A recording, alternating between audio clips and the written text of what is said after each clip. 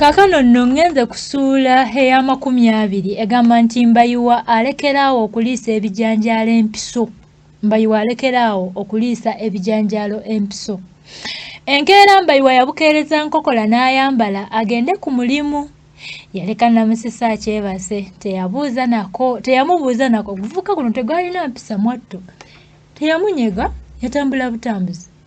Mukubo wonna yali amanyi nti lwakugenda naye essuubi ttono kubanga yali amaze omwezi mulamba n'okusoba nga talinnya ku mulimu ate nga talina nsonga yonna gye yategeeza nti yemuganye okukola ebbanga eryo lyonna.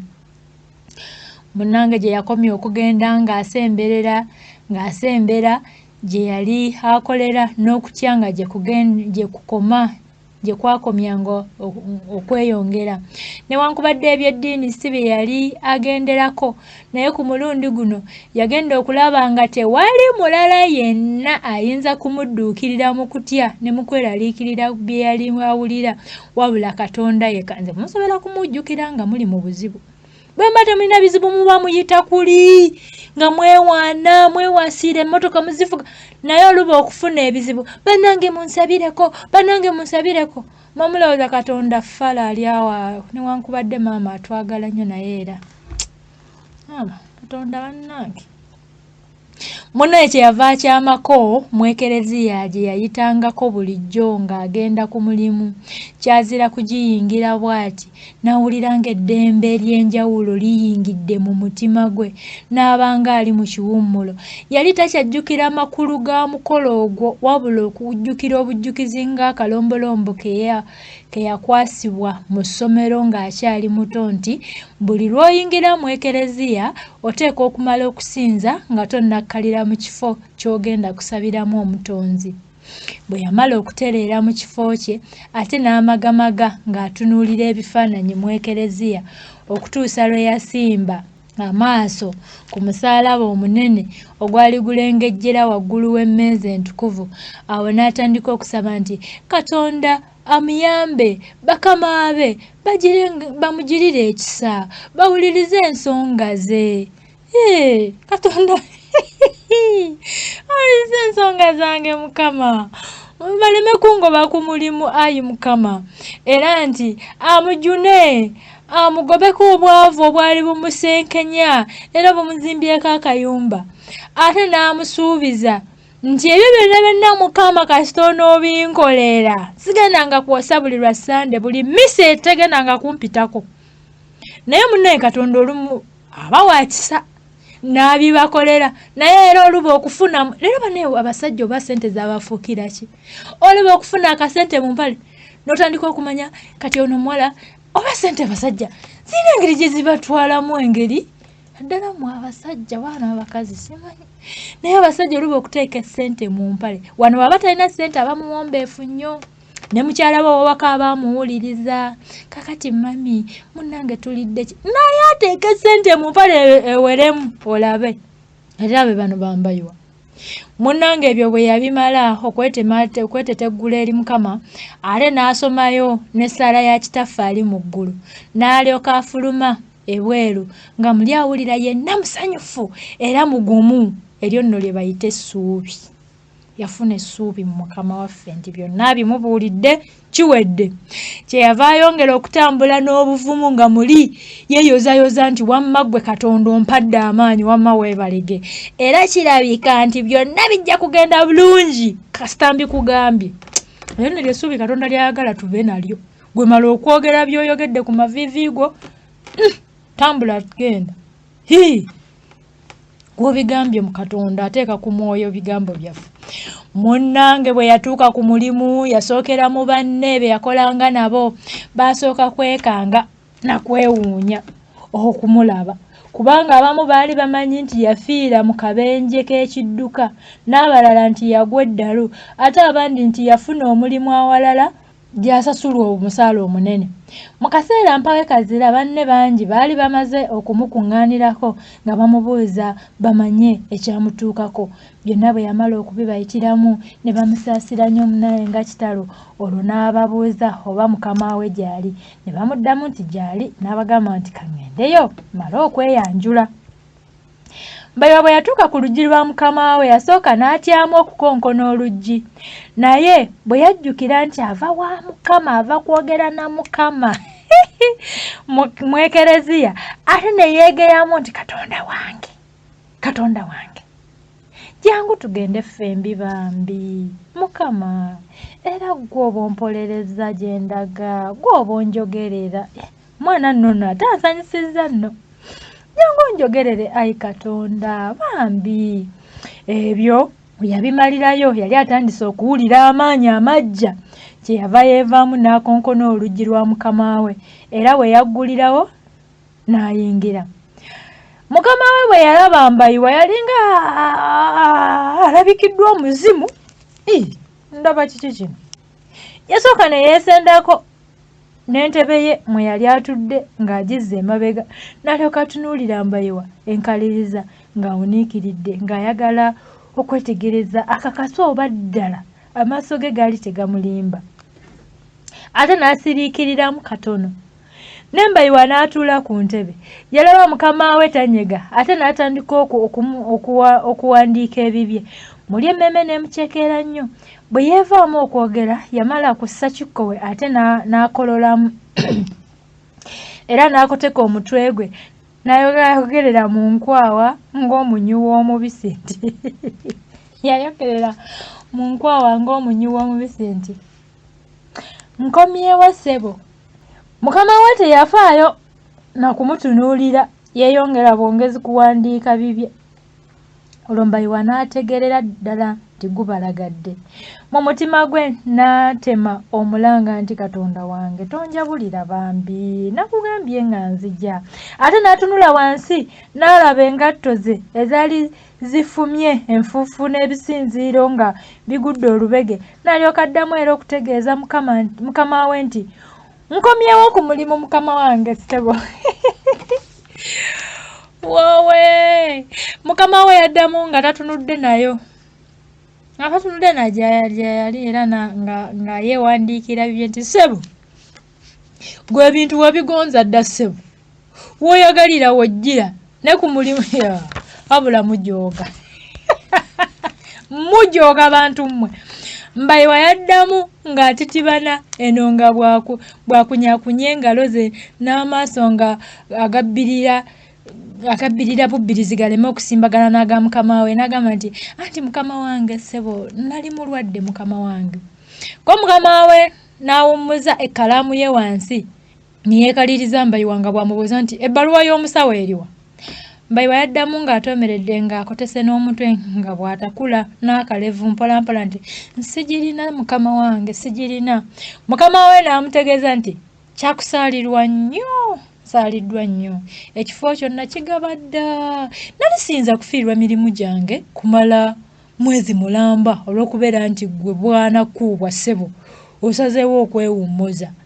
Mbayiwa n'atandika okwewoza nti mukama wange ssebo, tekwali kwewummuza, nali mulwadde, ate munnange ne kitange n'anfaako, ate munnange n'enkola biki. Ko mukama we nti bannange byonna bitalo, bannange nga bitalo byonna ebyo mbiwulidde bitalo, naye munnange nsaaliddwa. Okusooka abakozi nina abamala. Ekyokubiri ne bwe nali badde tebamala, siyinza kukozesa muntu nga ggwe atamanyi buvunaanyizibwa. Wantumirako wano n'ontegeeza nga bw'oli omulwadde. Mbayiwa n'addamu nga yeeboolya nti gwansinga mukama wange, gwansinga ssebo. Mukama we ng'akaladde ne yeekandula nti leka tomalira nawe ebiseera byange, tomala wano budde. Genda onoonye omulimu ewalala mingi, genda onoonye. Munnange zigali omusajja liva wala naye Mbayiwa lyamukamuka mangu nnyo. Musajja nno wookaabira muganda wange. Musajja mulina okuguma okaaba ki?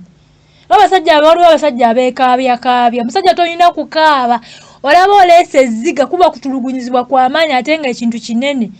Naye omusajja toljaajaamyanga gundi lyo. Mwe bakuba enduulu nga babayingiridde n'osooka mukazi w'okkuba enduulu. Ali olw'omukazi akole. Munnange yakanda kwegayirira kyokka nga kya nnyanja mukama we nga si yamuddiramu. Yagenda okulaba nga mukama we ng'asira kiyobyo. Ofisi yagivaamu ng'ebiyengeyenge bisansagala mu maaso.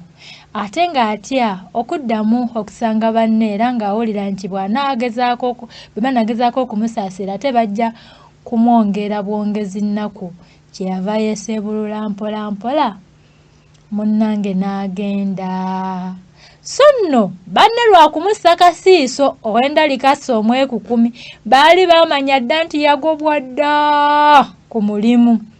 Obutamwatulira baatya buti nga tebalaba ngeri ntuufu yakumwatuliramu ate bonna nga balinga abeekobaanye. Buli omu yalowooza nti mukama waabwe yali kamutema naye bo baamuleka. Mbayi waabwe yava mu ofiisi ya mukama we yaggukira mu ekereziya ng'atandika kuyombesa Katonda nti naye gwe Katonda wakako.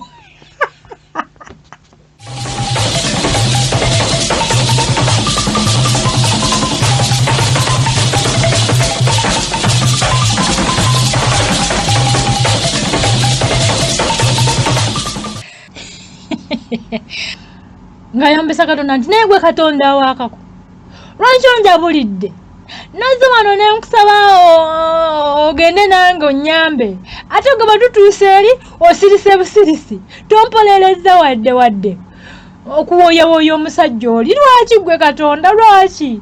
Nze kakati nkole ntya? Najjawo ekyokulya maama ndage wanze Katonda wange nze nziraamu ssebo nziraamu kati. Kamukirabe Katonda mumuyita wannassale nti ali awo tonjabulira anzaala omutonzi wange kakati olwo nno yamuzaala. Abantu mwemanyize Katonda okuba mukwano gwammwe mumulaba mu bizibu nga mutandika okuwejjana. Ate bwe yamala okusomayo Mirembe Maaliya emu n'afuluma ebweru agenda okuwaddaako era ng'anoonya awalala omulimu. Musajja wattu buli we yatuukanga nga bamubuuza omulimu bwe yakugukamu naye nga tagulina. Mbayi waabwe yamaliriza ebibuuzo bya siniya ey'okuna n'afuna omulimu gw'obwakkalaani gwe yali agenderedde okwekwasa nga bw'alindirako ebigezo bikomewo.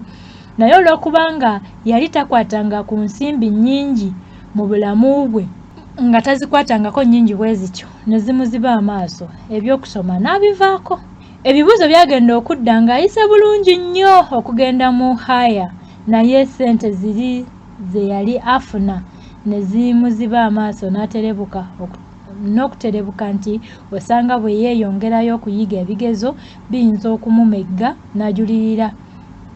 Kyeyava agamba nti kasita yeefunira dde omulimu ogumusasula ogwo gunaamumala era nti takyalina nagatawaana na kuyiga era eyo ye yali enkomerero y'okuyiga kwe. Obumanyirivu bwe yali asobola okukubirako amatama nga bukoma ku bwakkalaani bwokka. Mulabye abavubuka abaakoma mu siniya ey'okuna temukyayagala kati kuddayo abamu olw'okuba nti baggala amasomero temwagala na muntu ayogera ku kigambo kusoma muwulira kati olw'okuba obusente obwo bubalimbye n'ekiseera kituuka n'ogaa kale singa bw'oba olina omukisa oguddayo osome mukwano gwange soma kati ng'embeera ng'abazadde bakyeteeka nga okyalina omukisa gwonna gw'oba ofunye ddayo osome. Naye okugamba nti kasita omulimu nnina ogwo si mulimu mukwano gwange temweyinula bannange mbeegayiridde. Mulabe munnammwe ono mbayiwa bwe yali awammanta omulimu abamu gye yagendanga nga bamubuzaabuza nti bamubuuza nti wasomye mu mawulire nti twetaaga omukozi ye ng'addamu nga yeetonda nti bakama bange mbadde ndowooza nti mwandyetaaze. Abamu tebaayagalanga kumuterebula naye nga bamanyi nti tebagenda kumwetaaga. Abo bo bamugumaazanga bugumaaza nti kale kaakati ddayo tuli kuwandiikira ng'omulimu gulabise. Awo yavangawo ng'azzeemu ku kasuubisuubi nga tafudde nayo nakwebuuza nti abaffe bano abangamba okumpandiikira nga tebalina na ndagiriro yange balinfuna batya.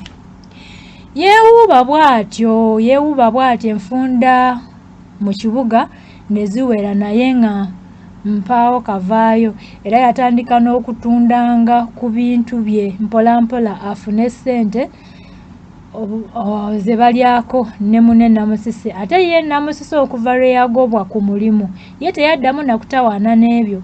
Bayiwa buli lwe yagendanga okunoonya omulimu teyalemanga kumenyerako mu Ekereziya ng'asaba obuyambi obwa Katonda afune amangu omulimu. Wabula gye yakoma okwejjumbira bw'atyo okujja obuwagizi ewa Katonda ate yawakulayo bunafu kubanga gye yakoma okusaba okunoonya n'okubulwa emirimu era gye kwakoma n'okujja obwesige mu Katonda okutuusa lwe yaterebukira ddala ng'akakasiriza ddala nti Katonda ono tamwagalirako ddala era ng'atandikidde ddala n'okubuusabuusa nti oba Katonda gy'ali. Endowooza nno nnene bannange, waliwo ekyokuyiga wano. Bwe yalowooza okudda ewa nnyina bagendeko mu basawo ab'ekinnansi ate n'ajjukira enfa ya kitaawe eyaliwo nga kye bajje bava ew'omusawo kyeyava amalirira ddala mu mmeeme ye nti bino byonna eby'abantu simanya byaki, manya bya Katonda, simanya ono Katonda w'omuggulu, simanya ono Lubaale, simanya byonna byakwerimba bwerimbi tebiriiyo. Munnange ebiseera bino embeera ye ne Namusisi nayo yatandika okufuukana ennyo, yatandika okubojjabojjanga ku buli kimu okugeza munne bwe yamutegeezanga nti omunnyo ng'ogwo bwe guweddewo oba emmere oba ekintu ekirala kyonna ekikozesebwa mu maka ng'atulumuka butulumusi kuvunaana Namusisi nga bw'atamanyi kukekkereza nga bw'atadda nga kwatadde n'okumulangira nga bw'aliwo okumunyunyuuta obunyuunyuusi kubanga tewali mulimu gwonna gwakola. Wulira abasajja bannange oba mwakula mutya? Namusisi yalaba asibiddwako nnya bw'ati akanyaaga kwe kujjukiza Mbayiwa ssente ze baatereka mu bbanka olw'okugula entebe n'amugamba nti aziggyeyo bagire nga bakozesa ku ezo. Mbayiwa ensonyi ne zimujjula okumutta mulinga ng'ajjukidde nti zonna ssente yazirya dda n'okuzoonoona mu bintu ebitaliimu. Ebiseera byagenda byekulumulula bukya agobwa ku mulimu naye nga tewannabaawo ssuubi lyonna nti alifuna omulimu omulala. Ate ne Namusisi yali alabika nti ebiseera bye by'okusumulukuka bigenda bisembera naye nga ssente z'okumutwala mu ddwaliro nga tezirina we zigenda kuva, tezimanyiddwa. Olwo nno nga totaddeeko za kujjanjaba omwana okumwambaza n'okumulisa ebyo byonna Mbayiwa nga bimwongera nnyo okweraliikirira gwe wamma. Era mu biseera bino Mbayiwa we yagenderako e Kampala leero nga yeekookoota bwekookosi kubanga yali atandise n'okusiiwuukirira bwe yalengeranga omuntu gw'amanyi ng'amwebalama. Olumu yalengera Ndibasa ng'agenda yeerigomba Ndibasa era ebiseera bino era ng'akyali mu by'okwerigomba nga yeerigomba n'omulenzi n'ayagala okuva eri agenda gunda Ndibasa ogukonde olw'ekiruyi kye yalina mu mutima. Ate ekyekitalo munnange newakubadde yali takyegomba Ndibasa nti abeere muganzi we naye ate mu kiseera ekyo yawuliramu obujja oba abasajja obujja bwababeerera ki ne bwogoba omukazi genda sikwagala genda oba toyagala ate afune mulala muba n'obujja muba oba oyagala akola atya mbu nga tamwagaliza kutambula na mulenzi mulala. Banna abamu abaali batamanyi nti yagobwa ku mulimu yabalimbanga nti kakati yeekozesa yekka kubanga ku mulimu baali bamusumbuwa nnyo kati nze neekozesa. Olumu Mbayiwa yali ayita eri baasi gye zisimba yali ayita eyo n'alengera batoobe balamba bana balamba nga beetisse entwala baali balagawa. Yasooka kubeera nga aloota obuloosi naye ate bwe yaddamu okwetegereza yagenda okulaba nga beebo ddala ssebo beebo bamutema. N'agenda gye baali ababuuza ogubadde baamukwasa mangu ebbaluwa nnyaabwe gye yabalagira okumuwa nga kye bajje batuuke naye olwagifuna n'agisoma. Muno yali egamba bw'eti: mwana wange Jjoje ndifuna yawandiika Oluganda luno. Mwana wange Jjoje Mbayiwa osutya nno bambo batoobo bakuweereza nabo basomereeyo.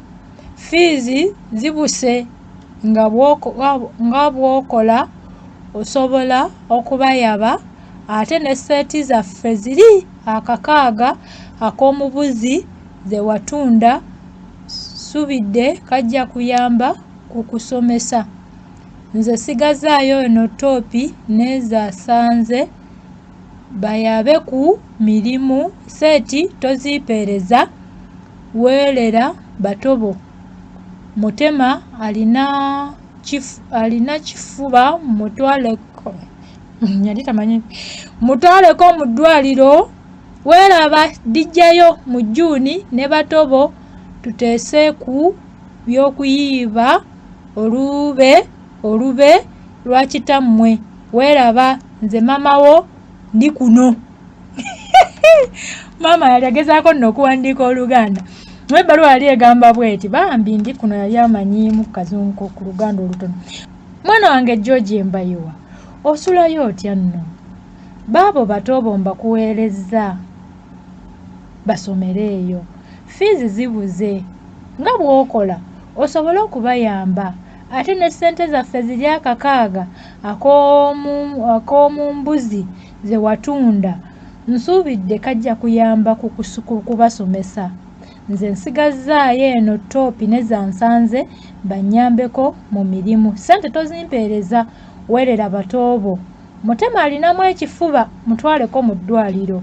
Weeraba ndijjayo mu Juni ne batoobo tuteese ku by'okuyimba olumbe lwa kitaawo. Weeraba nze maamawo ndi kuno. Ajampuni abalagadde mu bbwa. Munnange nga nkulabye.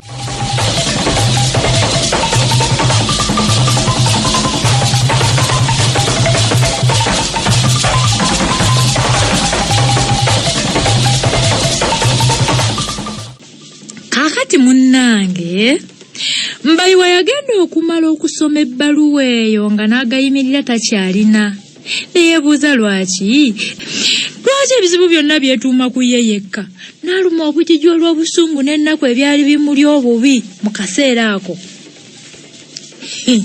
Yakulemberamu batoobe ne boolekera eri ekibuye nga batambuza bigere.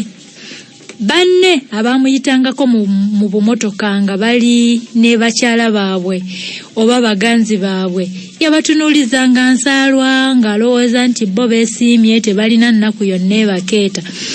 Naye omwana ono naye ekizibu n'ekirala kye mulabyemu kwe kwegombagomba abantu.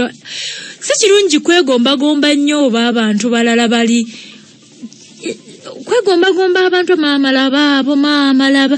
Kale mu ngeri ey'okukulaakulana kirungi naye kale kaneeyongera okulaba era yayongera okufa ennyiike bwe yalabanga abavubuka abalala abaali mu bumotoka bwabwe nga basiibye ettaayi nga steeringi banyoolako katono bati n'omukono gumu ng'omulala guyiseemu katono guti mu ddirisa nga balabika bali mu ddembe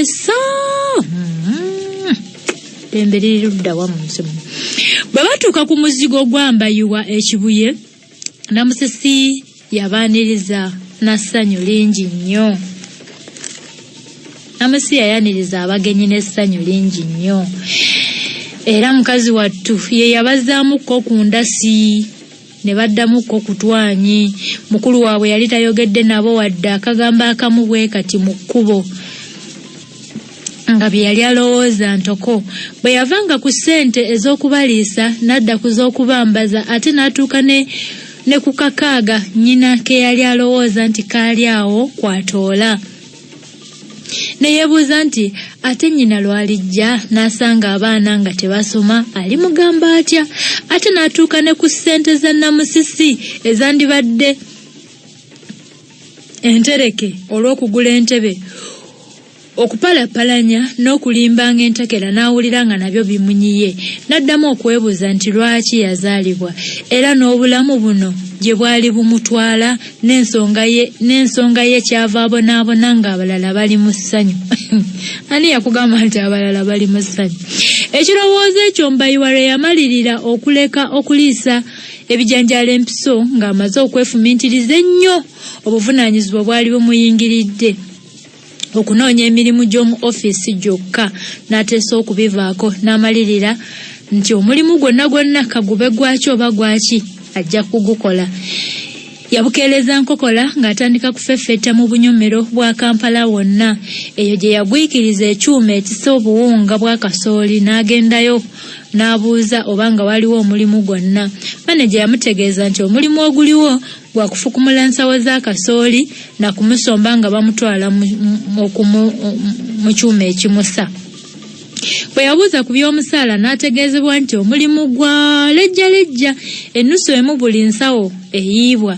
Enteekateeka n'eyo Mbayiwa yagyagala kubanga yamanya nti buli lunaku ajjanga kuddayo ne ssente obusente obunaaliisa abantu be ne bwe bunaabanga butono butya wakiri banaalyanga ku obwo. Ensawo 3 ezaasooka yaziyiisa maanyi era buli gy'amalamu ng'abala n'essanyu nti otyo eyo ennusu yange emu eyingidde, ezo 2, ezo 3.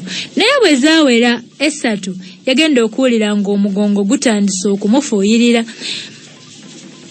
Ku yokutaano nga guli yegeyege ate yali yeefumba n'ey'omukaaga. Akageri ke yakutama ennyo bw'ati yeekanula okugisitula bw'ati empale ye neeta. Anange ennaku anange empale yata yeeyabululizaamu ddala wakati kumpi n'obutuliro bwonna ne bugendera wabweru. Mbayiwa bwe yawulira empale ye nga yeesusa ensawo n'agisuula bwe yawulira empale ye nga yeesusa n'agisuula ensawo ya kasooli n'agisuula wansi bwe bata n'anyeenya omutwe nga bwayeevuma era munda nga yeekunkumula nti ensimbi eno.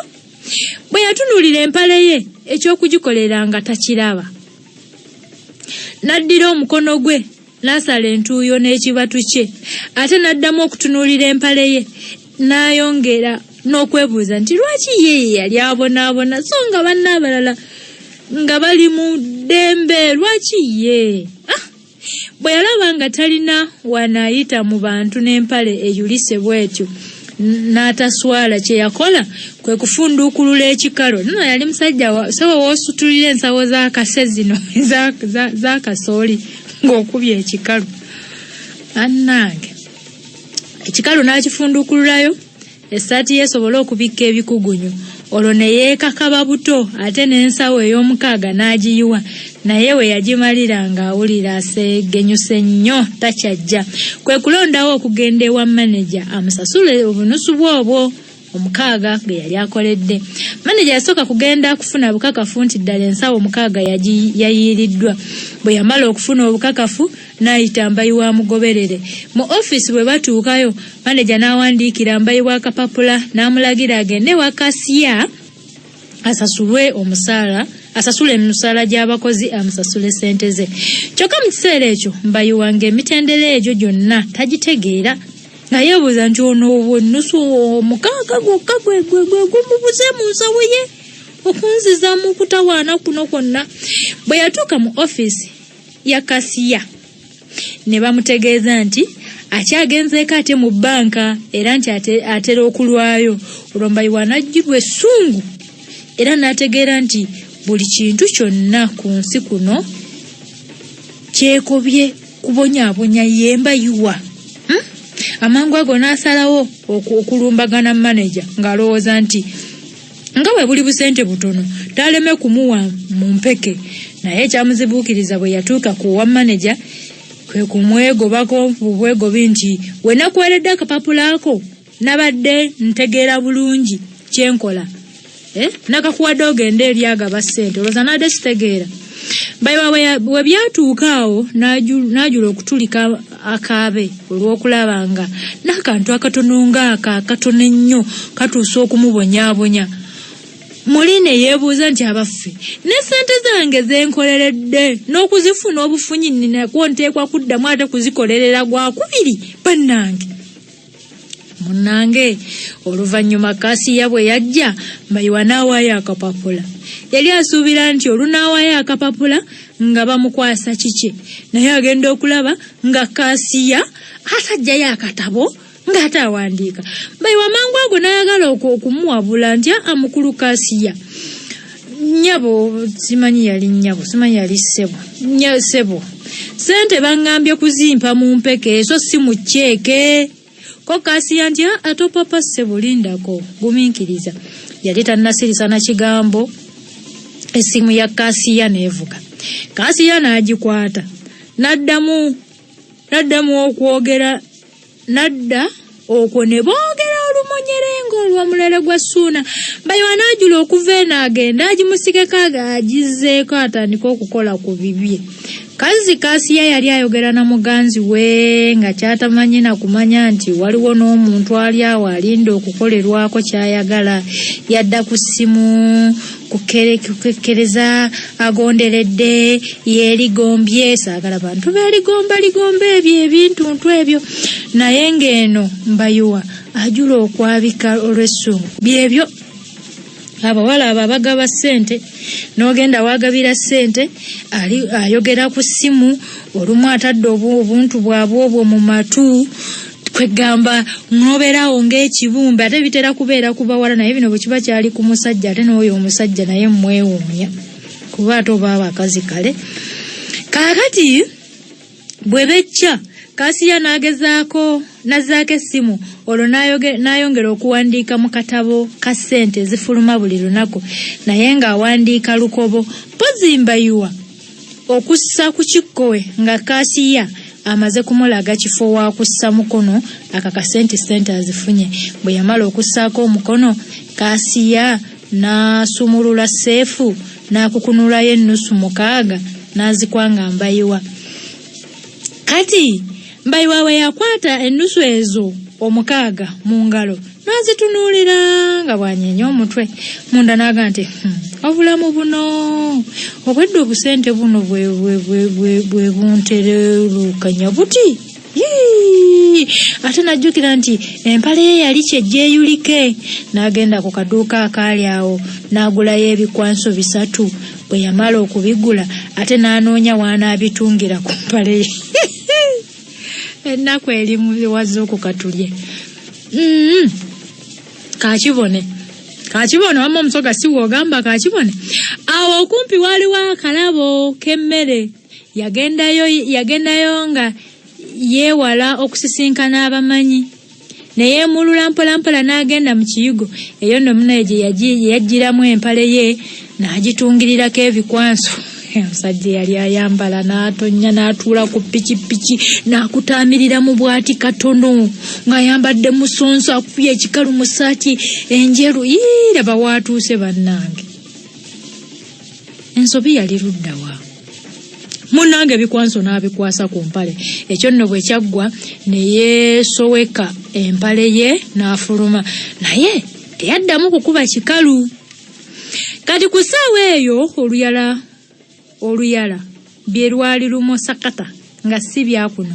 Bwe yateebereza okwegulirayo ate ak'okulya ng'alaba ate abe yalese waka tebalina keeke banaalya. Kati ebikwanso yabigula ssente mmeka? Zaali 3. 3 zezaali nnyingi. Ku mulimu yafuna mmeka? 6. Ate wano n'agula ezo ssente z'edda be bamanyi ne ssente zaabwe ez'edda.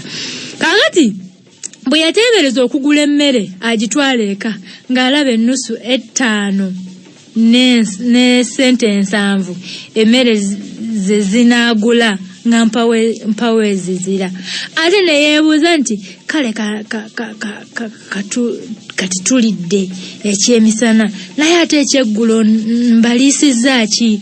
Olwo nassa ekikkowe nga bw'anyeenya omutwe nga bwe yeegamba mundaye nti Mbayiwa waabwe ensi ng'enkamudde. Bannange abamu bafunyisa. Lwaki simanyi omuvubuka ono ajulirira nnyo banne?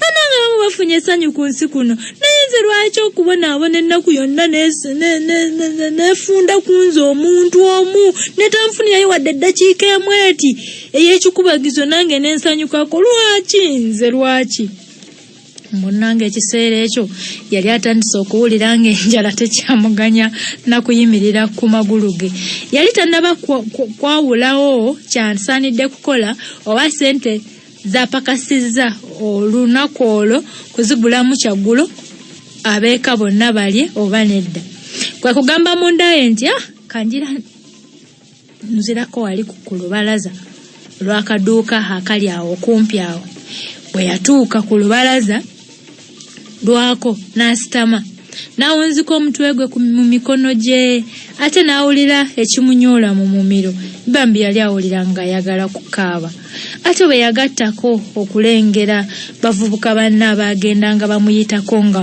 banekedde ate nga basanyufu n'ajula okufa ekiniga yasooka n'abeegomba ate mu kiseera kyekimu n'abeetamwa olwo ne yeekwata mu maaso n'akoteka omutwe n'asirika bwecce n'ategereza ennaku bw'emulumira muli ekimomozo kyokka ng'enoza eggunda ng'erumira muli naye ng'eggunda enoza kakibone